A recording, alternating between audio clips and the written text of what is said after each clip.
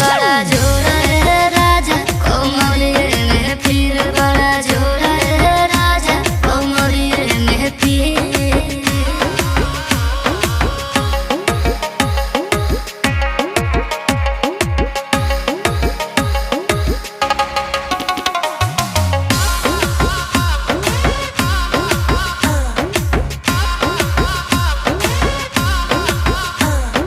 बोला धनी डॉक्टरिया बहता बोलाई खैबू दवाई कि सुई लगवाई।